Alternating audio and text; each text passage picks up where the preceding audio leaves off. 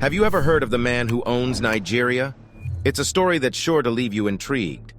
Nigeria is a country in West Africa with over 200 million people, making it the most populous black nation and seventh most populous nation in the world. It is renowned for its incredible cultural diversity, with over 500 languages and 250 ethnic groups. Some of its famous citizens include Ngozi Okonjo,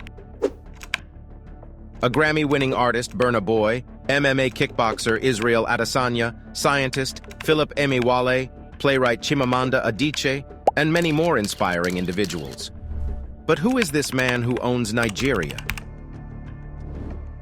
Of course, this answer seems laughable at first glance. How can one person own an entire country? However, there is truth to be found in this idea. What if an individual has so much influence on the economy that their actions affect the decisions made by the government? To an extent, can this individual be said to own the country? In that case, let's examine the figurative owner of Nigeria, Aliko Dangote. Dangote is Nigeria's wealthiest businessman and philanthropist. For the last 10 years, he has held the title of richest man in Africa, according to Forbes magazine, although he was previously listed as one of the world's 23rd wealthiest people in 2014. His worth has currently dropped to 104th overall.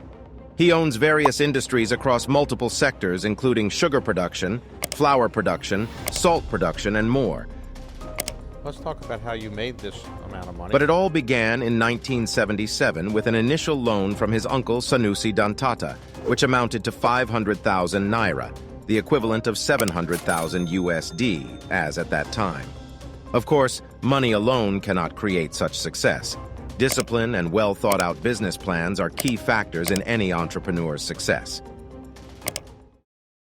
So now you're the largest cement manufacturer in Nigeria? Spectators have suggested that Dangote's businesses are supported by government policies, giving him an advantage over competitors early on in his business's ventures. When considering this perspective further by looking at Dangote Cement, for instance, it's clear that there were once many competitors like Ibeto Cement, Eagle Cement, and Bua Cement, yet none remain today due to fierce competition from Dangote Cement, which received greater backing from the federal government.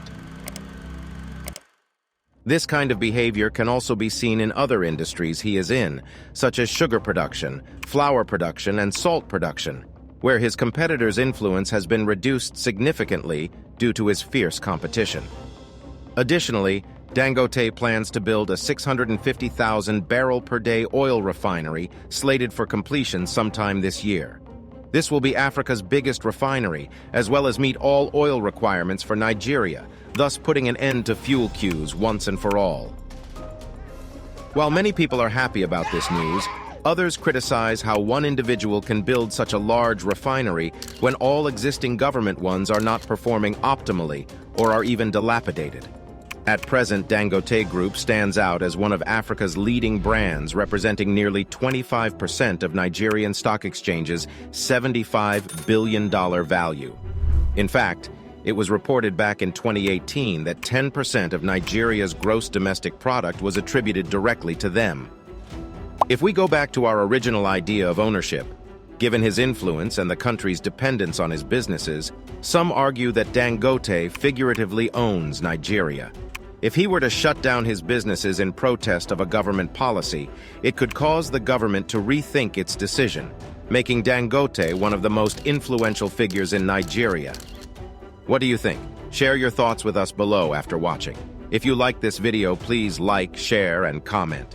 Make sure you subscribe for more content like this too. Thank you.